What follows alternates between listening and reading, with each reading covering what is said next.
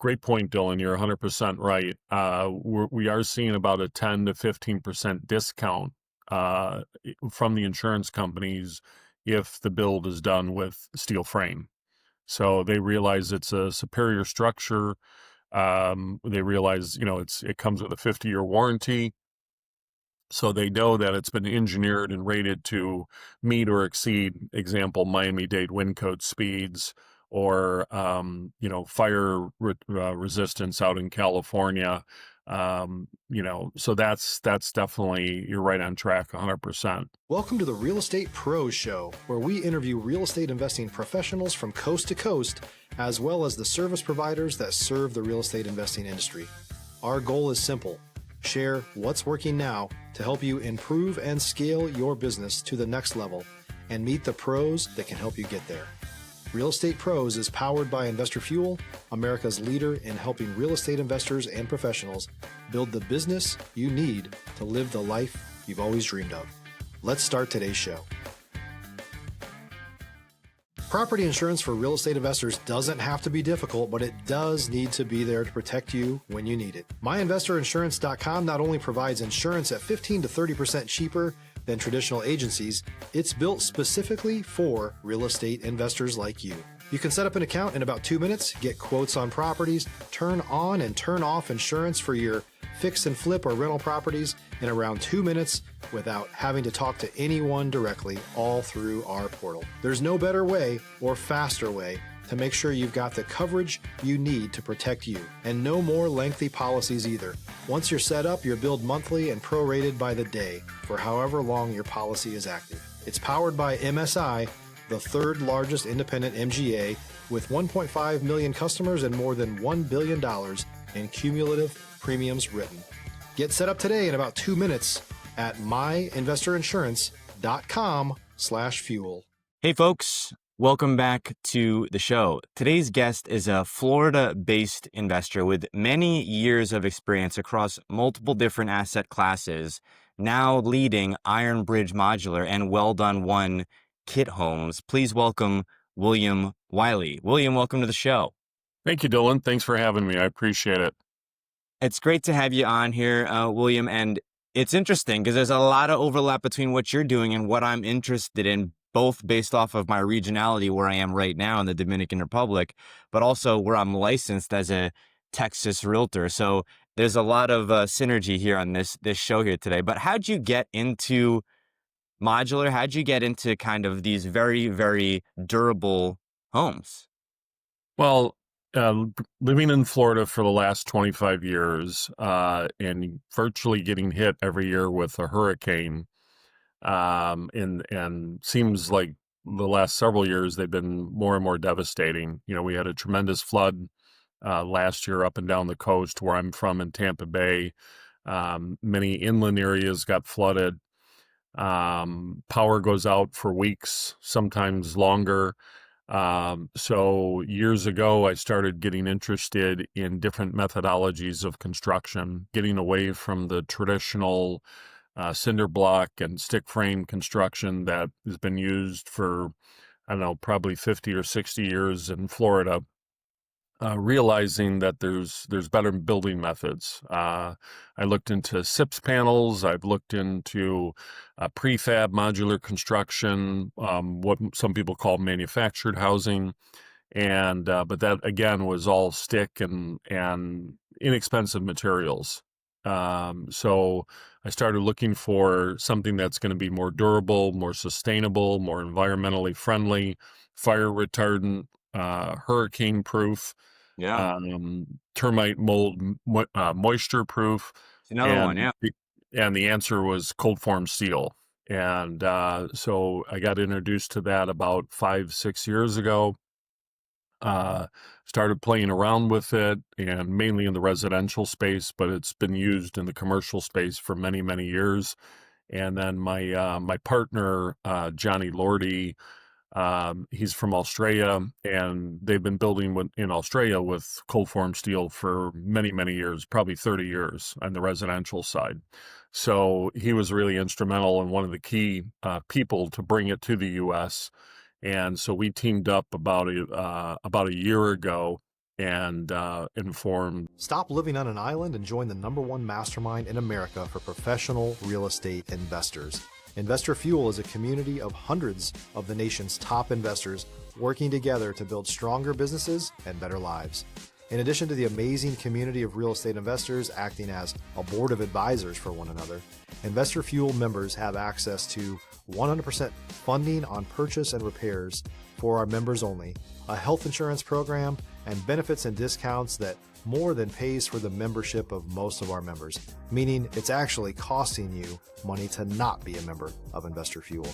If you're looking to scale your business and build a business that allows you to live the life of your dreams, please visit investorfuel.com today and book a call with our team. Well Done One was already existing, but formed Ironbridge Modular about a month and a half ago. I want to ask you some general questions about these more resilient homes. I think one of the no-brainers for me is, like, if you're in Florida, if you're in any of these areas that are prone to disaster, or if you maybe in a different area that's seen some disasters recently and are thinking about, well, what kind of home do I want, and what's the build quality, and then also how long will it last? It almost seems like a no-brainer. What's the reason why more people aren't using these materials and aren't turning to these disaster resilient builds? Uh, uh, the saying is, you can't teach an old dog new tricks. Yeah. So, most of the people in the construction world have been at it many, many years. And it gets passed down from generation to generation that get into the trades. And if something's always been done a certain way, and it's really not broken, I mean, meaning that the municipalities accept it, the materials like stick frame or brick or cinder block. It's inexpensive. We used to be able to throw a lot of labor force at it, inexpensive labor. And I think just the fact that it really hasn't been broken in terms of what's been acceptable by the consumer, as well as by the municipalities. And so that's been probably a little bit of the resistance, but now with codes increasing and in areas that are fire prone like California and the West Coast, more and more people are starting to look at alternative building methods and material technologies, especially for flood prone areas like Florida and the Carolinas, as well as California with the fires. I think it's, again, a no-brainer, but also there's all these other issues financially, other than the disaster itself and having to kind of regroup after one of these incidents happens, whether it's a flood, a fire, hurricane, right? Winds. I lived in Dallas, North Dallas, before moving out to Santo Domingo, where I'm currently at, and there's tornadoes out there. So one of the things that I think about is insurance costs, right? So your insurance seems to go up and up and up and up. And in some of these areas, Houston, Texas, I imagine many parts of Florida, insurance is sometimes harder to get. It is a huge portion of your payment on your home. And I'm imagining that if you moved and if people en masse adopted these more resilient structures, that insurance companies would like to see that. Am I off in that? No, you're great point, Dylan. You're 100% right. We are seeing about a 10 to 15% discount from the insurance companies if the build is done with steel frame. So they realize it's a superior structure. They realize, it comes with a 50-year warranty. So they know that it's been engineered and rated to meet or exceed, example, Miami-Dade wind code speeds, or, fire resistance out in California. So that's definitely, you're right on track 100%. With the fires in particular, I mean, when you see a whole area, a very nice area, go up in flames, it really makes you think, well, what else can we do differently? Does it feel like, as someone in this space, that there is going to be maybe a mass adoption of these type of build materials and these type of modular homes as well in those type of areas? Or is there still a lot of resistance from kind of the old guard? If you're looking for consistent, high-quality leads, look no further than Investor Machine. Investor Machine isn't just another agency, it's the most sophisticated, data-driven lead generation company on the planet for real estate investors, and serves the role of being not just a lead generator for your business, but a marketing partner that is helping you achieve your goals along the way. Go to investormachine.com to learn more and schedule a call with our team today.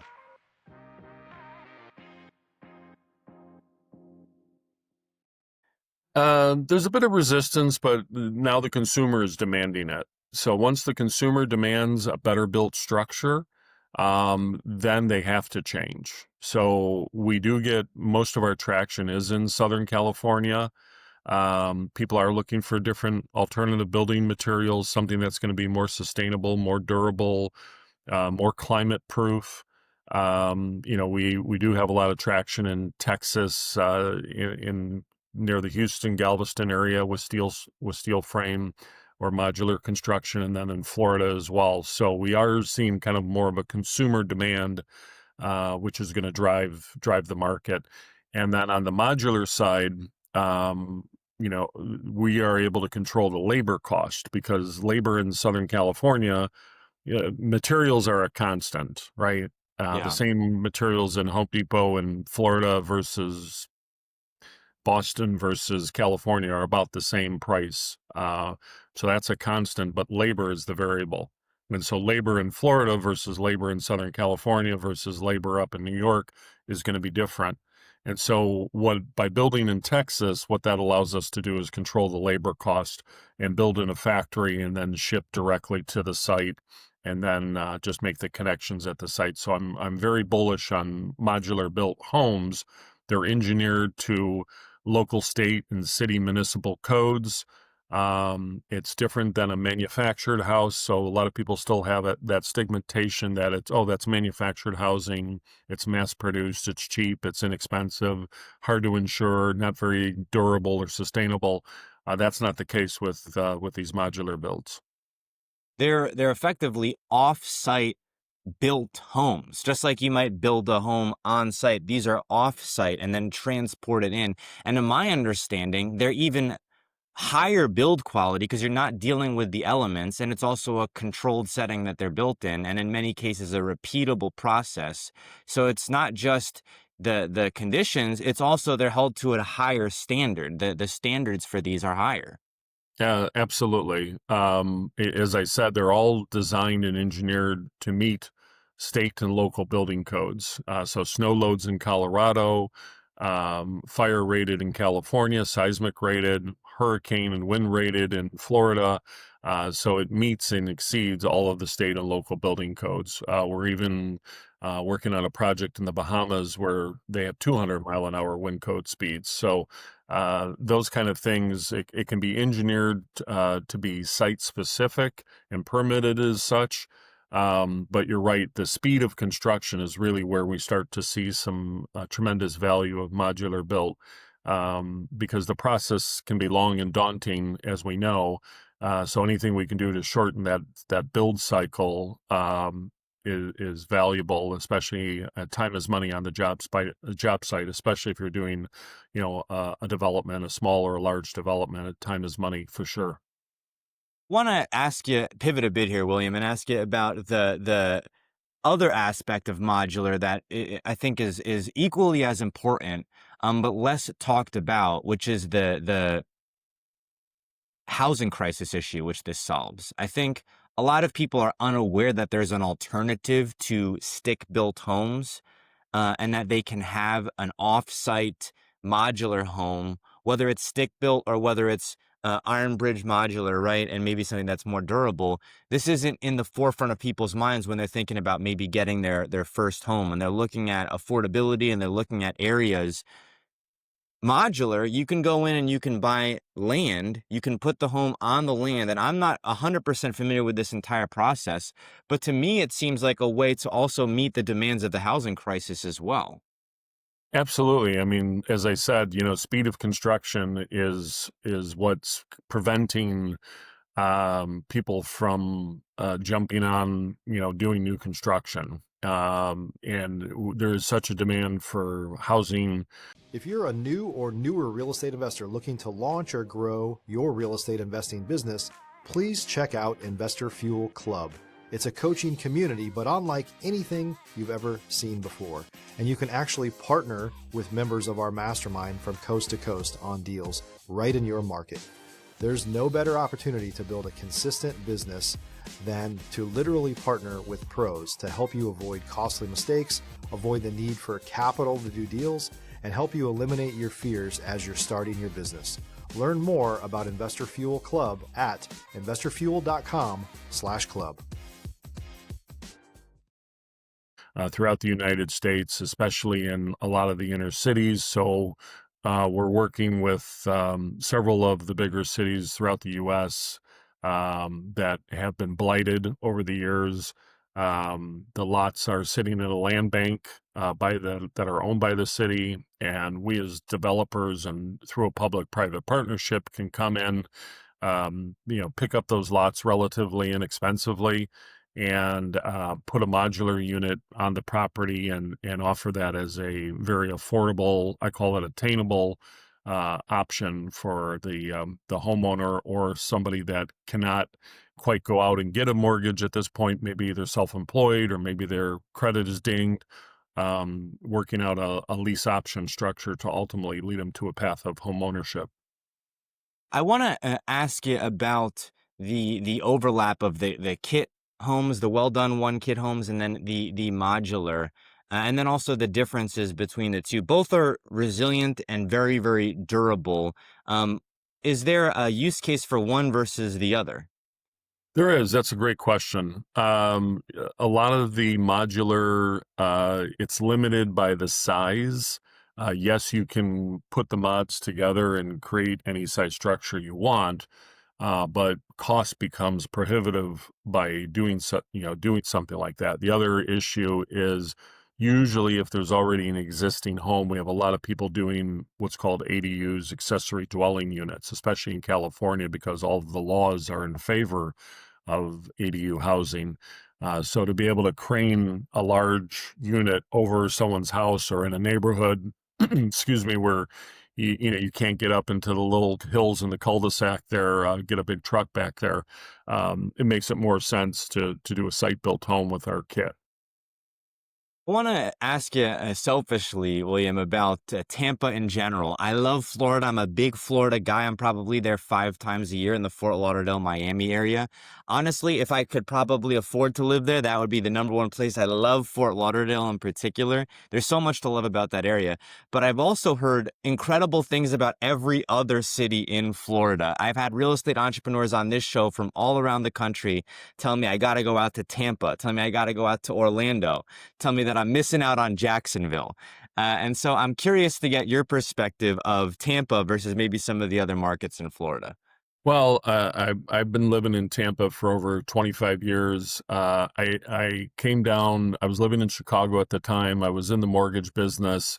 I was thinking about relocating. We always came to Florida as kids, living in Chicago for vacation. So it just was always in my heart.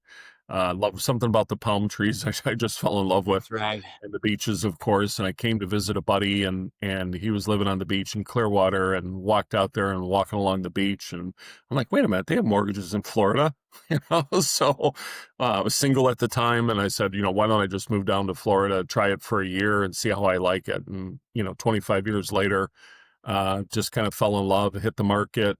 Right at the right time, was buying old little beat up homes in the Tampa area and in St. Pete, and was started getting into the fix and flip business. So it just kind of got the bug for Tampa Bay, and I'm a sports fan, so it was great to be able to have the Lightning win the Stanley Cup, and the Right. Bucks a couple years after I moved here won the Super Bowl with John Gruden. So it was one of those things that just kind of kept building and building and building. And the Clearwater, St. Pete Clearwater beaches are probably some of the best beaches, in my opinion, in all of the world. It's calmer, smoother waves. But right now I'm over here in Cocoa Beach, Cape Canaveral, for the next 3 months. And another great part, I'm really liking Melbourne and Cape Canaveral and Cocoa Beach a lot so far.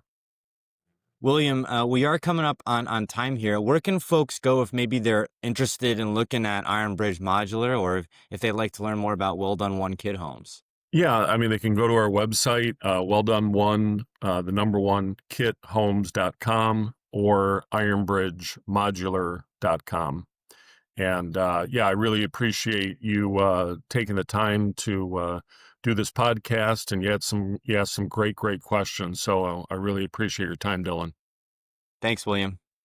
Thanks for joining us for today's Real Estate Pros Show. You can learn more about the amazing benefits of the Investor Fuel Mastermind community, including surrounding yourself with hundreds of other rock stars, 100% financing for your deals, and members-only discounts from vendors you're likely already using that, as a member of Investor Fuel, will save you more than the cost of your membership. Visit investorfuel.com to learn more. If you're interested in joining us as a guest of this show, please visit investorfuel.com/pros to apply. You can also check the show notes for access to free resources, how to get access to world-class lead generation, and much more. Don't forget to subscribe so you never miss another episode. Have a great day. We'll see you on the next show.